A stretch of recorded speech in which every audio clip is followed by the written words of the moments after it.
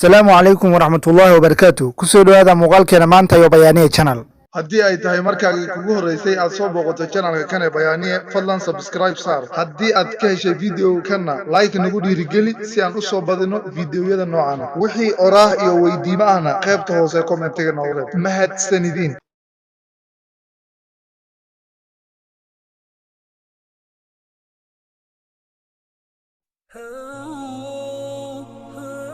wuxuu ahaa khabiir ku takhasusay cilmiga beeraha, xoolaha iyo dhammaan qaybaha kala duwan ee daaqa. Magaciisa oo dhammaystiran waa Abu Zakariya Yahya ibn Muhammad ibn Ahmed al-Awwam. Wuxuu caan ku ahaa ibn al-Awwamkii Sevilla. Sababtuna waxay tahay wuxuu ku dhashay Sevilla oo ku taala koonfurta Spain. Ibn al-Awwam wuxuu tusaale iyo higsi u ahaa dhammaanba inta barata amaba danaysa cilmiga beeraha. Wuxuuna magaciisa ku xusan yahay dhammaanba buugagta waaweyn lagu barta cilmiga beeraha iyo xoolaha. Wuxuu ahaa qoraaga ama milkiilaha buugga lagu magacaabo Kitaab waana buug ka hadlaya beeraha waxaana uu qoray dhamaadka qarnigii 12aad. buuggiisa ee Kitaabul Falaax shaki la'aan waa buugga ugu dhameystiran ee ka hadlaya beeraha. buuggiisa Kitaabul Falaax waa buug uu ku soo ururiyay dhammaanba culumta uu bartay sida beeraha, qurxinta darjiinada, xanaanada xoolaha. wuxuuna ka sameeyay buug weyn oo ka hadlaya dhaqankii hore. buugga lagu magacaabo Kitaabul Falaax waxa uu ka kooban yahay 34 cutub. baalasha uu ku kooban yahay buugga waxa lagu qiyaasaa wax ka badan 1000 baal. 30 cutub ee ugu horeeya buugga waxa uu ka hadlaya dalagyada. 4 cutub ee ugu dambeysana sidoo kale waxay ka hadlayaan xoolaha. 30 cutub aan soo sheegnay 4 cutub oo kamid ah waxay ka hadlayaan ama ay diiradda saarayaan noocyada carrada kala duwan, bacrimiyaasha, waraabka iyo qurxinta darjiinada. sidoo kale waxaa la sheegaa 30 cutub aan soo sheegnay 5 kamid ah inay ka hadlayaan koritaanka geedaha miraha leh amaba loo yaqaano fruitska. sidoo kale